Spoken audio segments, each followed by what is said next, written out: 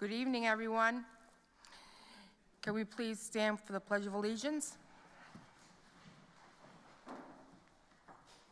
I pledge allegiance to the flag of the United States of America and to the republic for which it stands, one nation, under God, indivisible, with liberty and justice for all. Veronica, can I get a roll call for attendance, please? Ms. Hernandez, Present. Mr. O'Regan, Present. Ms. Enriquez, Present. Ms. Cabral, Present. Mr. Gomez Pereira is out today, Ms. Valderas, Present. Dr. Neville, Present. Ms. Covas Caraballo, Present. and Ms. Alfaro is absent. Oh, she's here. I have 8 in the affirmative and 1 absent. Thank you very much. Can I make a motion for the approval of the minutes of the regular meeting on April 9th, 2025? Motion. Second. Thank you. We'll move on to public comment. Does anyone have any comments they'd like to make? Please come up and write your name on the sheet and come up to the podium. No public comments? Seeing none, we'll move on to presentations, and I'll hand it over to Dr. Albeida. So we do have one name, strength, and story award. And this award was actually nominated by our students. Do you want to read what you wrote? I'll hand it over to you so you can give the award.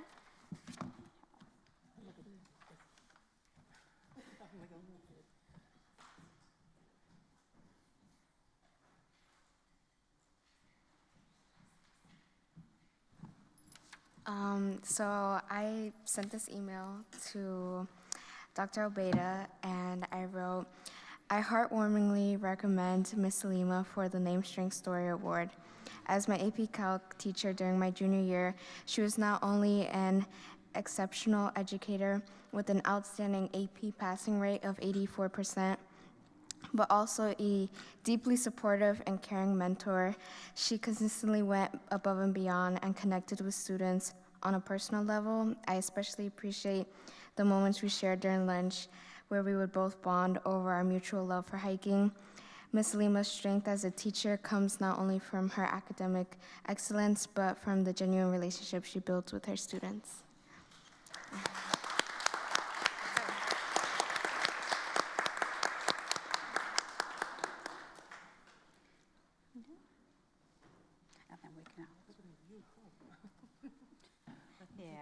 Yeah.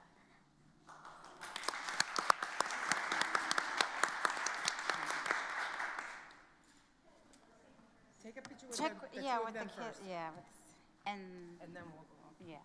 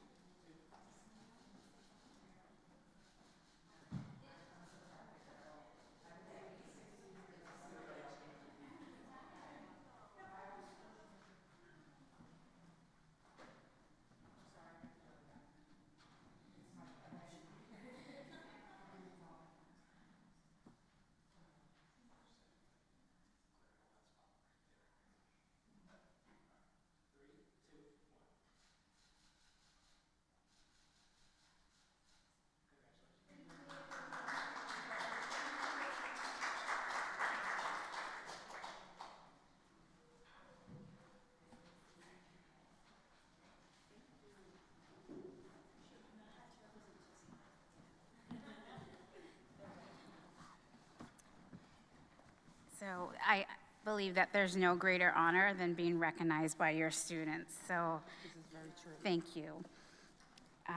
Our next presentation is actually our presentation on social emotional learning in Chelsea Public Schools.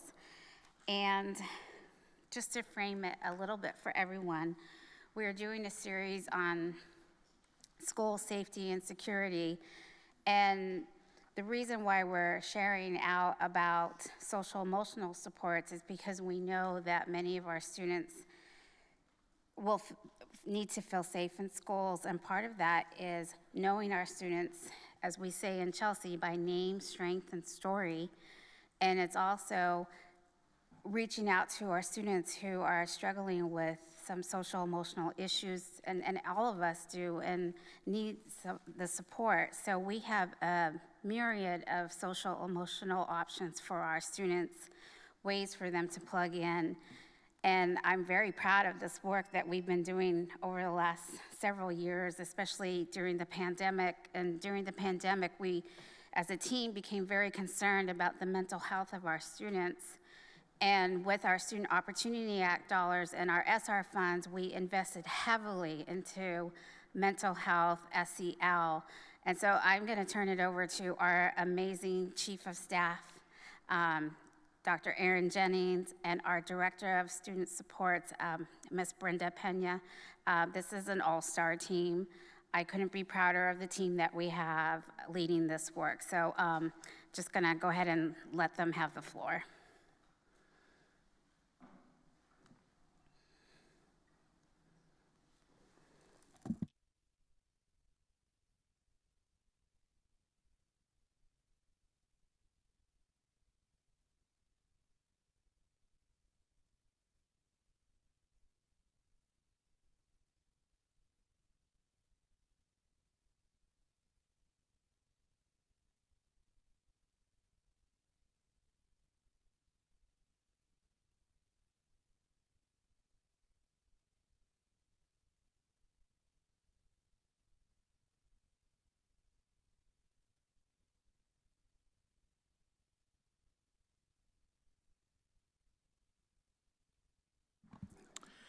I'd like to say that it probably took a collective over 20 degrees to get this mic on, and so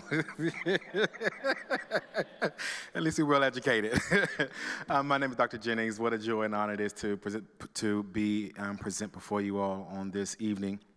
I first want to give massive kudos and accolades to Dr. Beta, who has been leading the helm of this this charge for us, and who has given my colleague Brenda and I the support, encouragement, and push to make sure that we respond to the needs of our students in an innovative way, in a timely manner, and ensuring that we have the resources and supports to do it in such a way where we meet our students where we are.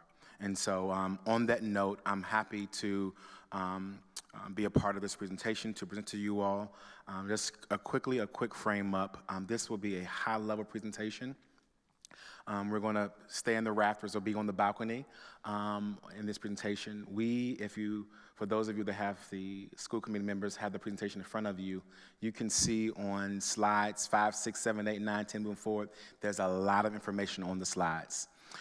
We purposely wanted to give you as much information as possible so that you can have in your arsenal, in your toolkit. We won't go over everything on the slide. We just wanted to make sure that you have the information in front of you. My colleague Brenda will be going through the slides and going through a high-level marker for you all as well, all right? So once again, we're excited. As Dr. Beta shared, this presentation is called Social and Emotional Learning in Chelsea Public Schools. And as another orientation, I just want to share with you 4 points of this presentation. Post-presentation, you will have an understanding of the foundational elements of a district-wide social emotional learning model. Both explore the strategies that we embed across our school and school classrooms within the system. Define leadership roles. We're lucky to have individuals in positions to do this work. And then lastly, apply practices that build emotional safety and academic growth in our schools. And so at this time, I'm going to pass to my colleague, Brenda. Thank you so much. So unlike Dr. Jennings, I have to pull down the mic because I am short. So good evening, everyone. And again, thank you for allowing us to present this information. We are an incredible district. We are a well-resourced district. We are also a trauma-informed district. So I just want to thank you all and thank Dr. Beta and Dr. Jennings for their continued support and their continued collaboration when it comes to really trying to be innovative within the district, bringing in more resources and supports. So I am going to be going over a couple of slides, again, very kind of a quick overview. However, if you do have any questions, feel free to definitely reach out. I'm more than happy to continue this conversation. So we really are comprehensive. When you look at comparable districts, CPS really has a large support team. We really think about supporting students at all levels. So here you can see all of the support teams that exist in the MTSS model.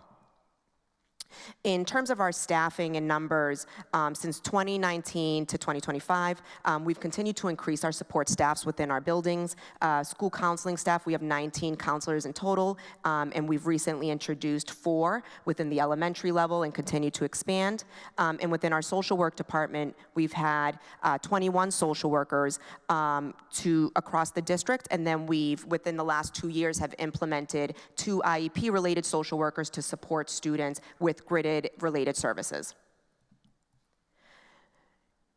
In terms of our commitment to SEL, we're looking at a multi-tiered support system.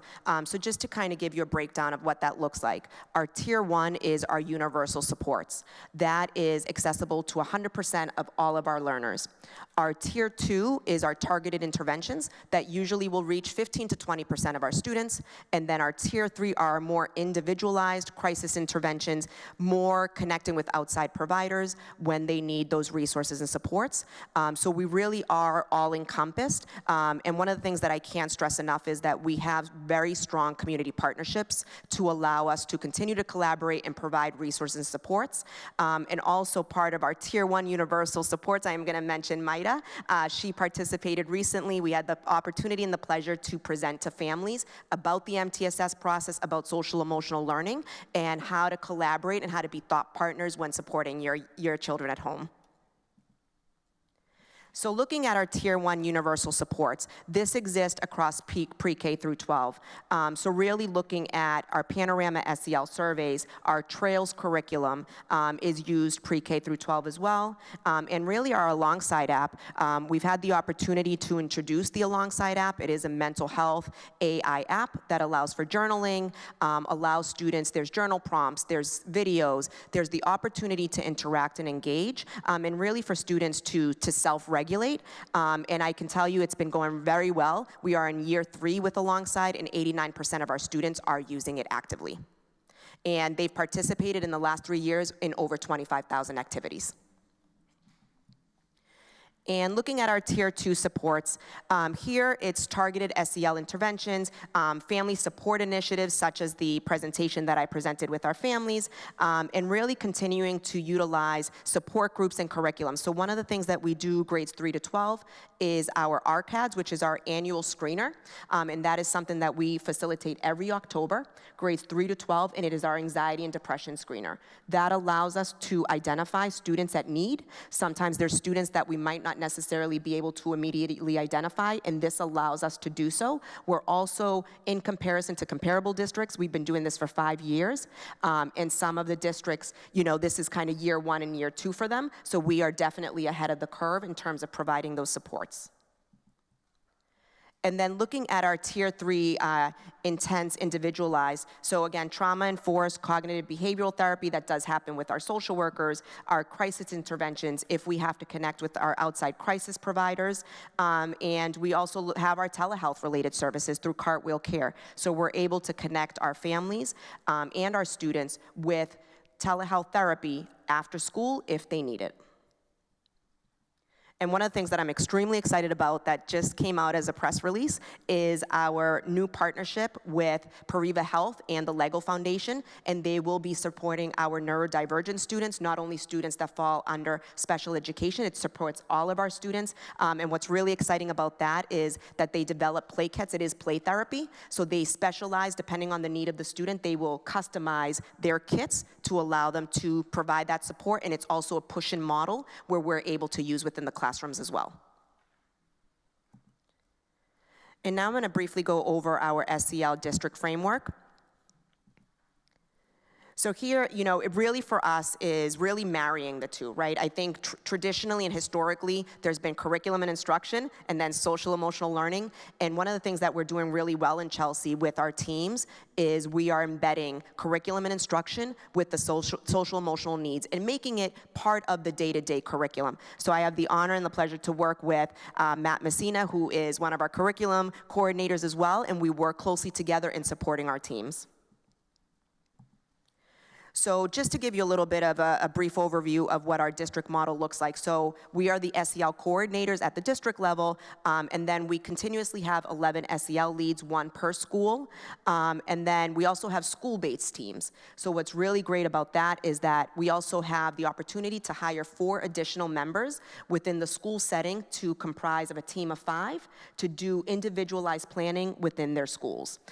This past week, I was doing SEL-related walkthroughs, meeting with principals, meeting with our SEL leads, and really focusing on developing a rubric as well that will help us look at the classroom to ensure that we are embedding SEL within the day-to-day instruction.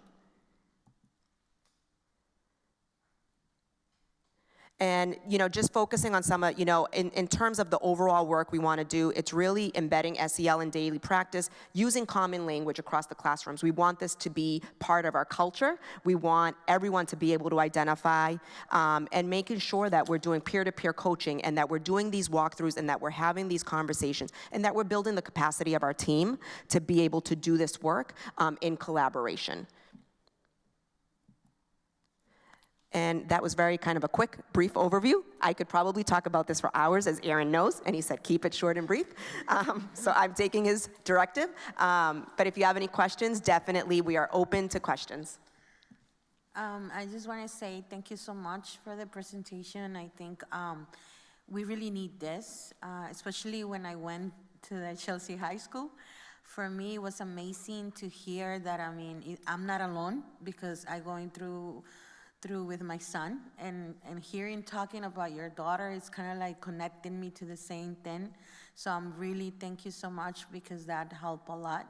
And especially to understand that, I mean, it's issues that happen and we have to look for, you know, support.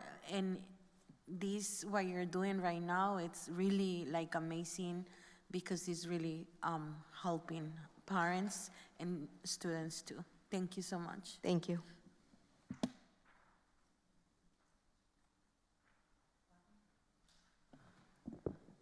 I want to thank you guys both for putting this together. I think it's very insightful. I know of some of the community partners that you work with because I've taken some of the advantage of both, and I've mentioned this in the past, of the school resources, whether it's through like Cartwheel or the in-person SEL, social emotional learning, which again, I think to, you know, collaborate as well. It's one of those things where I think the most important thing that you guys mentioned right now is to normalize and to create a consistency within the language and not only in the curriculum, but to to normalize the social emotional and emotional support across the board. And the classes that the staff provide also engage in play, day-to-day activity, but it reminds us that we're not alone, and that no child is either the same, and a lot of the hurdles that we're going through might be just basically trying to address our child's need while simultaneously healing our own childhood trauma or unaddressed trauma, and tackling the stigma of what that is mental health. I would like to know, you mentioned our community partners, if you could just elaborate on what some of those are, because there seems to be, in some cases, a disconnect of what our community partnerships are. So if we could just elaborate on that, because I know that you guys do so much behind the scenes works. And again, I know that, with some of the privacy laws, we can't really get too much into it, but just so that there's a little bit more information on what the services that you do provide, because I know that it's nonstop, and I always mention that social and emotional work is not only physically tasking, it's also emotionally tasking for the group that does it, because you collect with the students, the faculty, and the families. And then for the sake of just kind of getting an idea of how many, you gave us a couple of numbers, but how many families participate in some of the surveys, just so that we know more or less on how many families we're servicing, again, broadly speaking. And then, yes, as far as the Cartwheel is concerned, I mentioned earlier that I got notifications. The nice thing about Cartwheel is once you partake in one, you will continue to get notifications on the next upcoming event. So even if, because there's such a long wait list for mental health services, it might not be the same thing as in-person therapy, but you're getting additional support, and it gives that you're not alone, but it's it's almost anonymous too, because it's more of you can ask a question, but you don't have to necessarily engage. So I can answer some of those questions. So some of our providers that we're working very closely with, and actually 3 providers that are actually going into our schools after school. So North Suffolk Mental Health Mindies program has been working with us for a number of years. We also have South Bay Mentor at the middle schools level as well, and at the high school level. And then we also have Healthy Chelsea. So we've been working with those 3 partners really to come into the schools. After schools, we have girls groups, we have therapeutic programs, trying to reach. And then our external providers, we work closely with MGH, and we've been doing some work, and we're going to be doing some work more around restorative practices, especially around substance use as well, is something that we're thinking about and working with.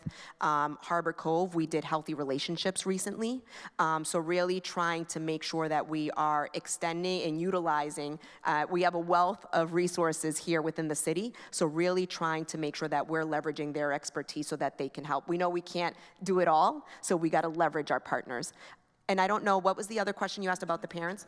Oh, and I know that you guys also worked with, I believe, Youth Elemento too. Yes, Youth Elemento, correct. And then you mentioned the instructional rounds, which I did see some of the social workers walking in and out. And then I also received as a parent, I received the monthly social emotional worksheets, which is, again, to continue upon the, it gives us an update of what the students are learning, books that also help to reinforce the information of, the learning activities that the students are learning.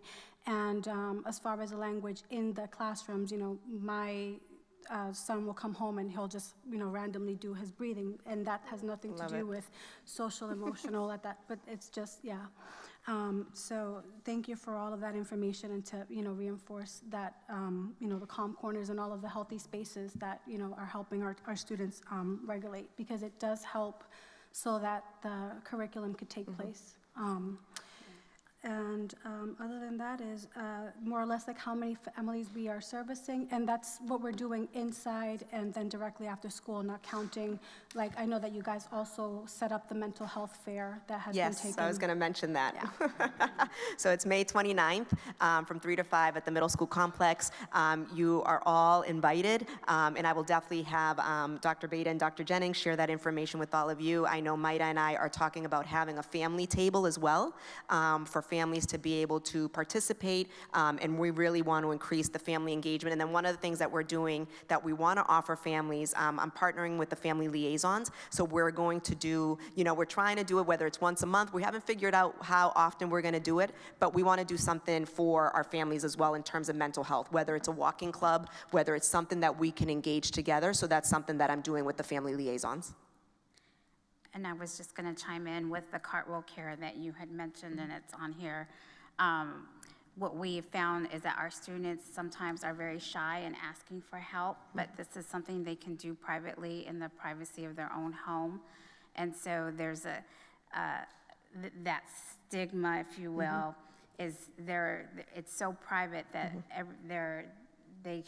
there's ease in in having the mental health support and somewhere private too. Yeah, and alongside as well has allowed us, and one of the great things that we were able to do this year for alongside was we now have alongside for educators, so we're able to also offer that resource and support to our staff. Share how alongside, if there's something that's alarming. I will say when Brenda and Aaron came to me to implement this several years ago, I was like, whoa, whoa, whoa, whoa, because I was scared, to be quite honest, because what about the weekends? Like, are we gonna expect our staff to be pinged and like supporting students even during their off time? How do we do this? So the Alongside app is on the weekends, but if there's like a severe alert, we get a ping and then we can reach out. So if you could explain how that works, because that's something that I remember saying, whoa, time out. Are we ready for this? So I would love for you to explain So a little we are bit more. on with Alongside from 8 to 2:30. After 2:30, they then put in all of their safety procedures and measures. So they have 988. They're able to contact their families. They're able to contact CPD. So they're able to make those connections if needed. Our staff doesn't get alerted until the next morning, and it just gives them a report. And then they follow up with the student. They follow up with the family.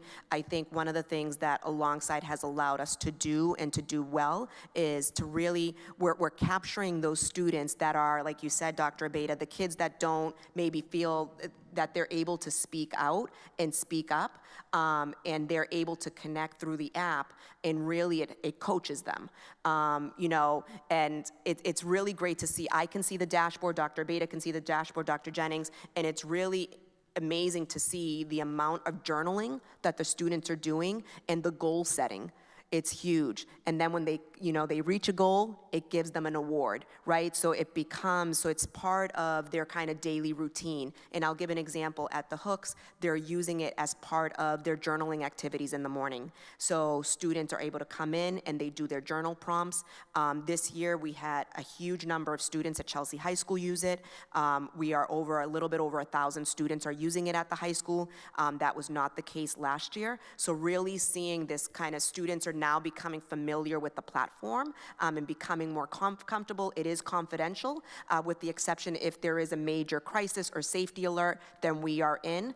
Staff doesn't get to, we have safety measures in place as well. So like Dr. Beta said, so that we're not inundating staff during their personal time. So we do have kind of shut off during school vacation, it shuts off. I mean, I always say I'm always on, but other than that, my staff is not. And you said Chelsea PD, so would that go directly to our CPD? Yeah, so they would actually call. Okay. So they would call and connect with dispatch if they needed to. Okay. Thank you. And I can tell you we've only had about safety alerts 1% to 2% out of all the students that have used it.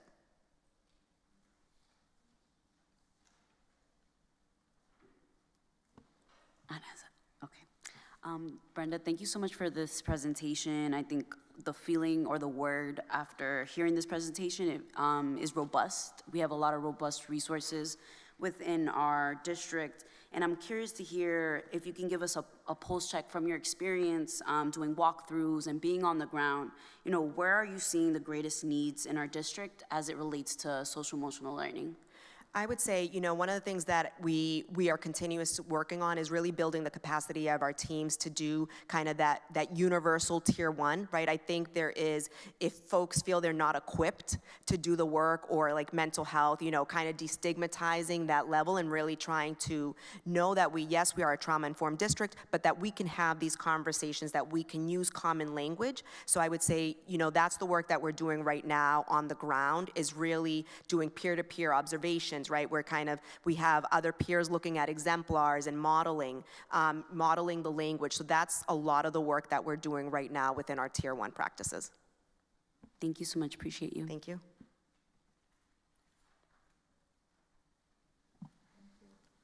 Any further questions? One comment, I want to say thank you to Brenda and Aaron. Our portfolio and what we're doing with SEL has definitely expanded. I'm very proud of the fact that we were the first district to use Cartwheel Care. We were their guinea pig district, and I still think they should pay us. And the first for alongside as well. And we were also the first for alongside, and I actually went to an AI conference at MIT a few months ago, and we were the only district using alongside, and I was like, the presenter was talking about it, and I'm like, we use alongside, but I just want to say thank you for thinking out of the box to really meet the needs of our kids. And we do have so much, and oftentimes I don't even think our students know that we have. So please help get the word out, because we want to make sure that our students are using the resources that we do have, because we have online, we have in person. We're so fortunate. I'm actually reading grants for a friend that works in another state, and he asked me to be a grant reader for SEL. And I was reading one from the American Samoas, and they were talking about how they didn't have any social workers. And I'm like, oh my gosh, we have 17. And we're so fortunate to have the resources that we have, that we've invested year after year with our SOA dollars. We made sure that we added social workers and counselors to the middles and the elementaries, because that's what we heard. So we really do, we hope that we're listening, and we wish we could have more. So inflation fix, let's please go, that's tomorrow, but just a shameless plug, we could really use that money. But thank you to both of you, thank you. Thank you, thank you. Thank you so much for this presentation. You know I love this stuff because I do social work too. I love seeing how SEL has been so integral to my son's education at the ELC. You know, as a kid with autism, you know, that teaching him emotional regulation skills and social skills is just as important, if not more important, than his academic learning, and I can definitely see that coming through. Like last year when he was only 3 years old, he came home from school and he started saying whenever he was mad, "I feel frustrated." And I was like, yeah, you learned that from school. And yeah, it's been really great. And I also really appreciate that his team at the ELC, and especially his speech pathologist, shout out to Jared, are very neurodiversity affirming, and that's been really wonderful, just hearing that language in the IEP meeting. And I'm like, okay, yeah, you get it. So I have to ask, and I only have a surface level understanding of this, but I've kind of heard that like PBIS, which is positive behavioral interventions and supports, tends to be a little more like reward based and like potentially a little less trauma informed and neurodiversity informed, because it's so like carrot and stick or whatever, and that's like a particular criticism of PBIS. I'm sure that PBIS is much bigger than that, but I'm just kind of curious what your take on that is and how you've used it or how you've been thinking about it lately. And I would say we blend the two. Yeah. One is I think we have very strong MTSS, but then we also, you know, part of our discussions is, right, kind of incentivizing students, right, motivating them. So we really try to use a combination of both. I wouldn't necessarily do PBIS alone. I do think it has to be hand in hand, just like the SEL and the curriculum and instruction, because each area sometimes might lack, right, and then I think it makes up.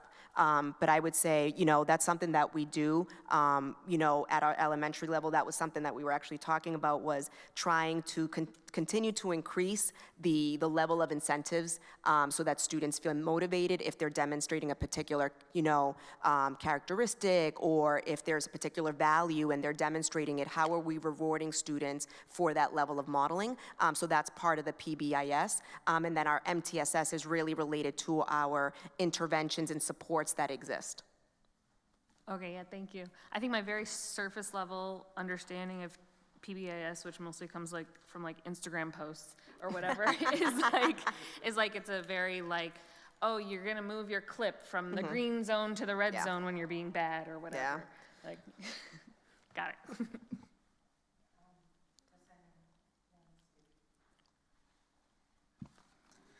Brenda and Aaron, thank you. This is amazing. I don't see this elsewhere like Almi was saying right now. Like I work on other areas in out of the Chelsea, and I don't see this in Lawrence. I don't see this in Roxbury. I have a lot of youth that sometimes will come to me as their representative, and I will be like, let's call the schools and see what they have there, but they don't have something. We are so unique. I am proud to be in this city. This is so unique. And something that I'm not a doctor, but I would like to, no, I'm just saying that because I would like to see this also. I love the fact that you said you was gonna be working with the paraprofessional to break it down a little bit for the parents, because this is great. I know my two grandsons benefit already, especially Evan, who plays with the Legos like there's no tomorrow. And it helps to also understand the connections that you have with the CPD, with the healthcare facilities, and then the follow-up after, because it can prevent a lot of the things that are happening, like the shootings, because you kind of like triggering those moments at this early stage. So con todo su respeto, me encantó la presentación. Yeah. Muchas gracias. Yeah. And I think you made a very valid point. One of the things that I think we focus on within our department is prevention, and really starting early on so that we know that our young people, right, are developing those skill sets so that when they graduate high school, they are prepared for the 21st century. And that's really, we want, you know, yes, the curriculum is so critical and important, but also that social emotional well-being is also critical for their success beyond high school.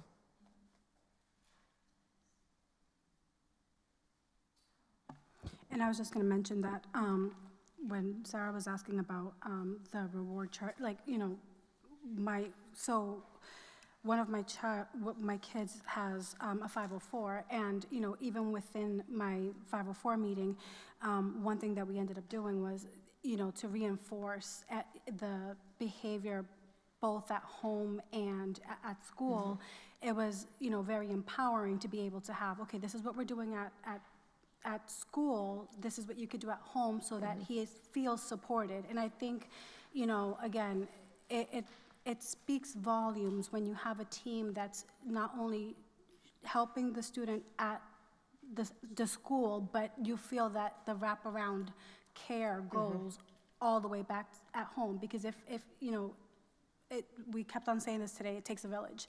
So it can't just stop at one place. You know, you can't just do the academic work at school and not continue with homework or not continue with additional work. So if you're empowering the teachers and the educators, and you're empowering, you know, the parents and the caregivers, and your respective affiliates and collaborators, then it just means that everybody else is gonna be able to further support. So again, thank you. Thank you. Thank you. Great. So, and our next piece is, of course, our indicators of success with Dr. Tamara Blake-Canty.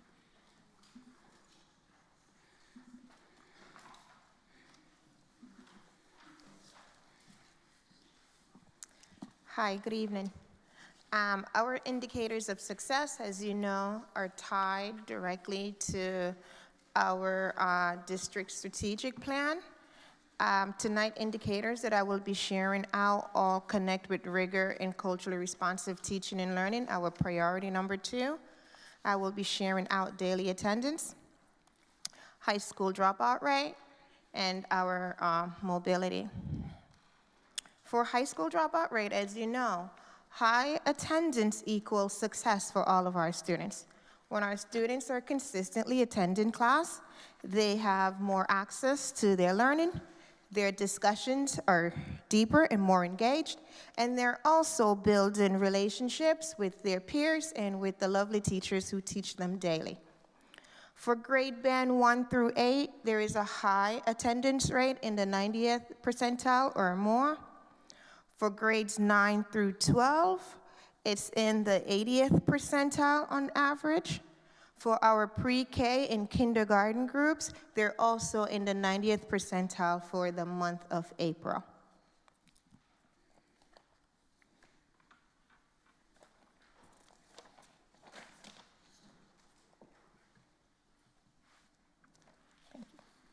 For our dropout rate, as of October 1st, we have 1,827 students. Currently, that number is 69%, 69 students who've dropped out, which gives us a percentage currently at 3.78.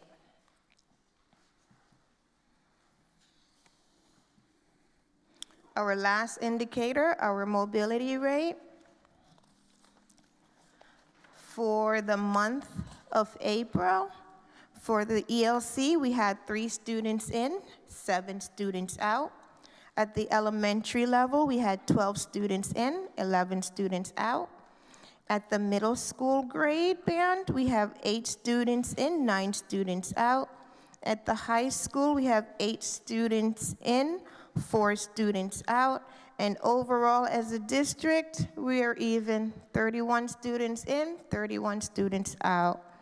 However, since we've been tracking our mobility rate, from October, we have cumulatively 694 students in, 549 students out.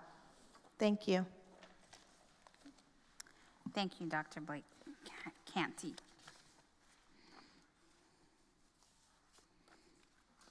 Great.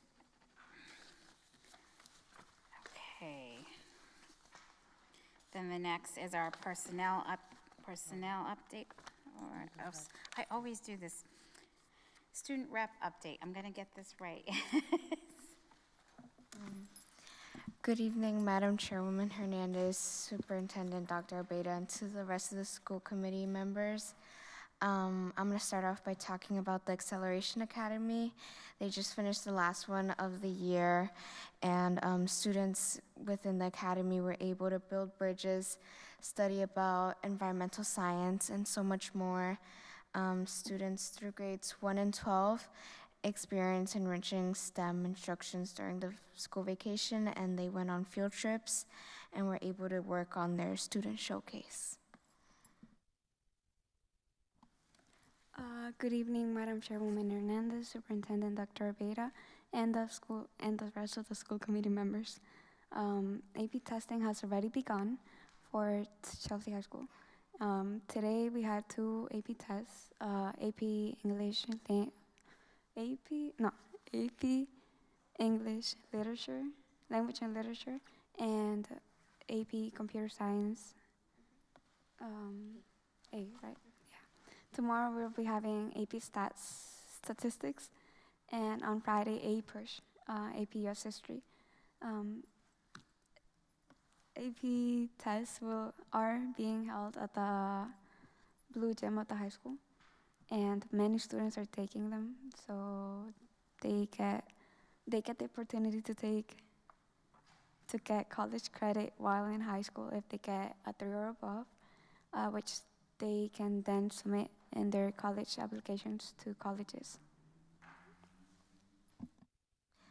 This Friday at the high school, there will be a job fair during all 3 lunches, and students will be able to go right outside the red side doors, and there will be stores like Tate's Bakery, Chelsea's Dental Lab, Market Basket, JetBlue, and a bunch more.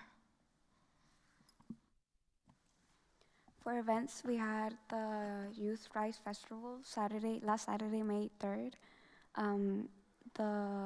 Many teens attended and got to do many activities, including making their own self-care goodie bags, making stress balls, bracelets, paintings, and much more. La Colaborativa, Youth Elemental, and other organizations that are centered around teens and young adults also attended and had their own stands where teens were able to get information and get to know other resources available to them. And then on April 17, 2025, Chelsea High School had their first student summit hosted at the Boys and Girls Club.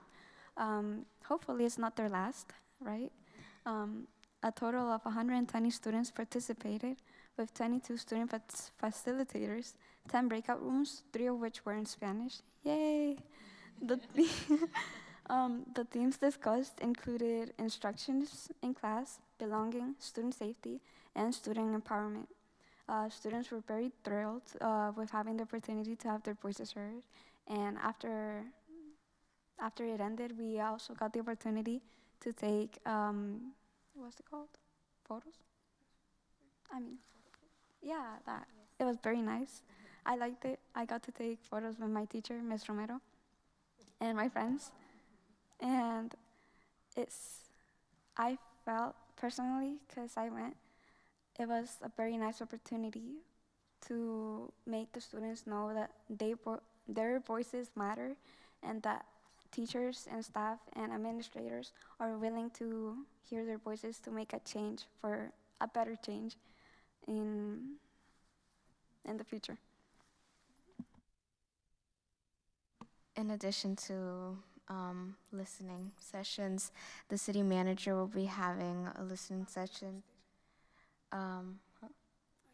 on actually tomorrow, May 8th at the Chelsea High School at 3 o'clock.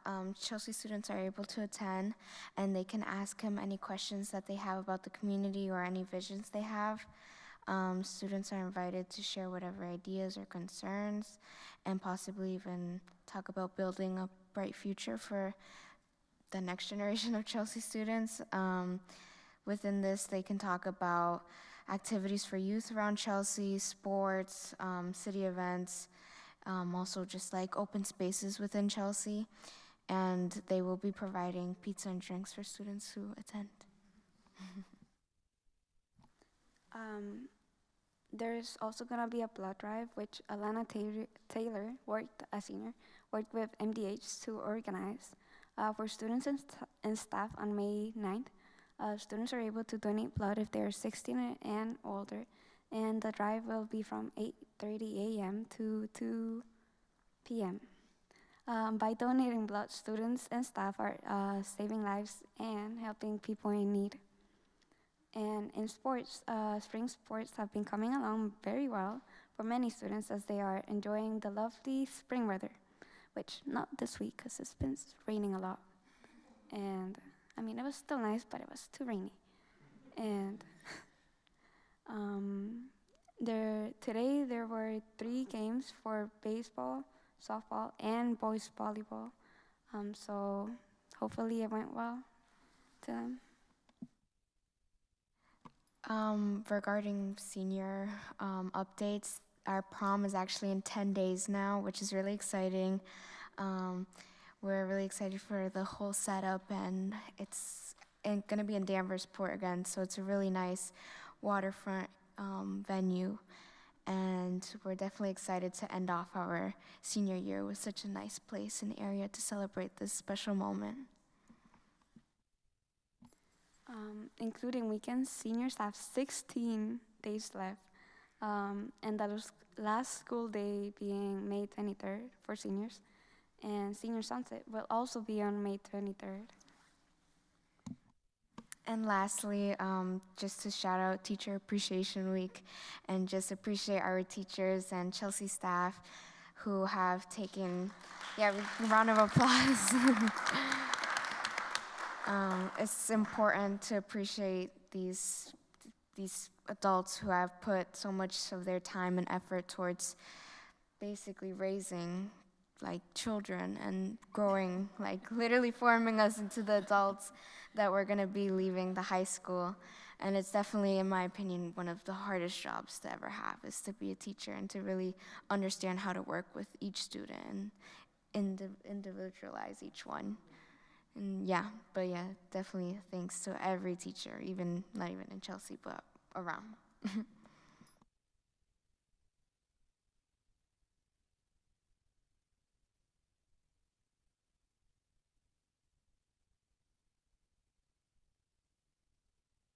So you always do a very nice job. Thank you. Okay, so we'll go on with our personnel report. We've hired 37% Caucasian, 50% Hispanic, 23.5% Black, and 0% Asian Pacific Islander. And as far as enrollment numbers, we are still at 6,129, and I'd like to commend these 2 reports to the record. And that completes my report. Thank you, Dr. Abeda. I'd like to make a motion to commend the committee reports. Motion. Second. Okay. And with that, we will move on to new business.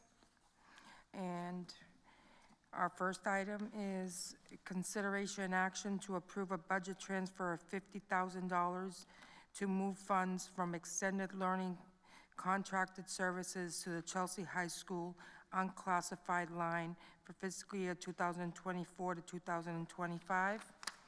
Can I get a roll call? Ms. Hernandez? May I ask Yes. a quick question? Yes. So because the budget transfer is related to yonder pouches, I just wanted to, if someone can refresh my memory, when we passed the cell phone policy, did it specifically talk about middle schools, or was it left vague enough to apply to the district? It was secondary. Oh, yeah. secondary. Okay, cool. All set? Okay, roll call, Veronica? Okay, I'm going to start from Yes. just fresh. Ms. Hernandez? Yes. Mr. O'Regan? Yes. Ms. Enriquez? Yes. Ms. Cabral? Yes. Ms. Valderas? Yes. Dr. Neville? Yes. Ms. Covas Caraballo? Yes. Ms. Alfaro? Yes. It's 8 in the affirmative and 1 absent. 8 in the affirmative, 1 absent, motion passes.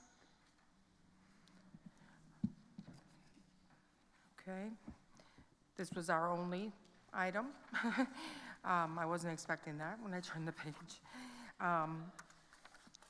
Does anyone have any announcements that they'd like to make at this time?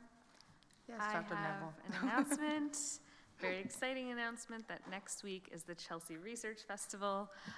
It's on Thursday, May 15th. We are going to have 30 research posters again. You can come by in the Red Gym in Chelsea High at 1:30 to 3 o'clock. That's the first session, which is happening during the school day so that students can access it. And then we're gonna have a break, and then all of the same posters will be presented again at 5:30 so that people who are working adults have the opportunity to come check it out as well. And we're really excited for this year. We, yet again, are having the amazing middle schoolers from the right who are going to be presenting their research. We're going to have Chelsea High data visualization students presenting theirs again.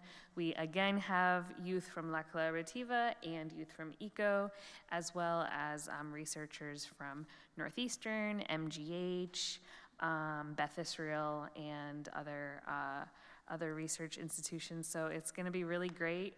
It's been really a joy to see all the different research projects that are going to be presented. We have a lot of environmental research this year, more so than previous years. So that's going to be really fun. And yeah, it's going to be really a good time. And I encourage you guys all to come. And my second announcement is that for anybody who is interested in engaging in State House advocacy, Senator Sal DiDomenico's bill that would remove the inflation cap for future years is going to be heard on Monday at 1 p.m. at the State House, along with several other bills that relate to fixing this inflation problem, which is affecting our budget pretty strongly. So there are opportunities to either come and testify in person, to testify on Zoom live, or to submit written testimony to the Joint Committee on Education. So if anyone would like to submit testimony, I think that would be really great, and come find me and I can send you all the information. So thank you so much. Thank you so much. Anyone else have any other announcements? I also want to invite you guys. Part of an organization that we help poor people, and it's called Enlazando Fronteras. And we're gonna have an event on Tu Casa Restaurante on Friday, May 23rd. The ticket is $25, but includes food and drink. So it's very excited to be, helping other people, especially people who is very poor. We do these events maybe twice a year, and we helped El Salvador, Guatemala, and Mexico. So we really do our best that we can to kind of like help these people who really needs the help. So if you wanted to come, you can contact me, and you can let me know. I'm selling the tickets, and thank you so much. Kathy? And then I just have a brief announcement and reminder that tomorrow we'll be celebrating the Educator Diversity Act, which passed last year to support additional licensures and certifications, apprenticeship, and also a data diversity dashboard. So if you want to know more about the Educator Diversity Act, the celebration will be in Revere at AC Wayland Elementary School, and that's going to be beginning at 6 p.m. So there will be a lot of lawmakers, policymakers speaking there, and if you want to learn more about this initiative and how we can continue to diversify our workforce, they'll be present there too. Okay, great, thank you. Thank you everyone for all your information. I wanted to give out a big shout out to Teacher Appreciation Week. Like the student said, we would have no idea what to do without teachers, and it is one of the hardest jobs next to being a mom. And I think it actually may be even harder than being a mom, because I went to read for a second grade class, and after I left there, after 20 minutes, I said to myself, wow, this teacher deserves a gold medal. I mean, it's just so many personalities, so many different, 22 of them. I couldn't deal with one, but I don't know what we would do, and we are so lucky to have such an amazing group of educators here in Chelsea, and I had an interview today, and I was speaking about the fact that I've been doing this for 16 years and the growth that Chelsea as a school district has made has been phenomenal. Like I just think back and I say we have grown so much, and we have so many services, and we have so much that we're offering our kids. And I think it is so important that we are giving so much effort to being proactive and preventive, because I'm a firm believer that we need to fix things before they break, not allow them to break and then try to repair them. I think it's really hard to repair things once they're broken, but to get things working correctly from the beginning and find ways to make them work in their way. Everybody doesn't work the same way. Everybody doesn't operate the same way. And I think it took a long time for the world to realize that every student functions in their own way, and that it's not necessarily all the same way. And I think Chelsea's done an amazing job, and I think that's all majority has to do with the amazing teachers that we have. So I want to give out a huge shout out from the school committee to all of our wonderful teachers, and just say that we couldn't thank you enough. Thank you. Gladys?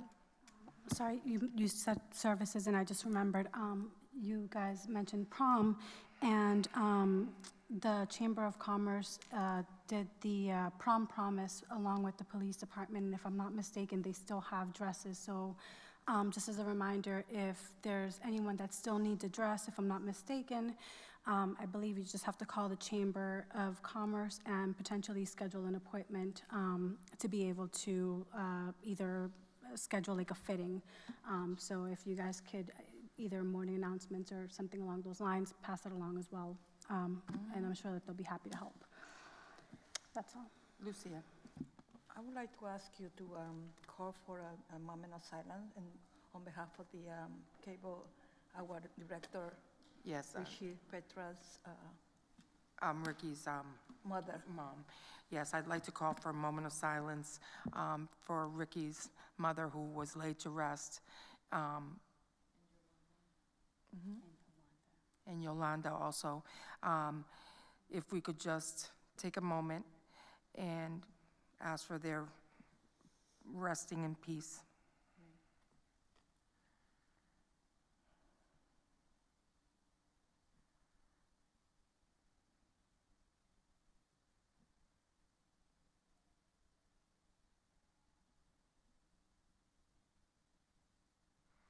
Thank you.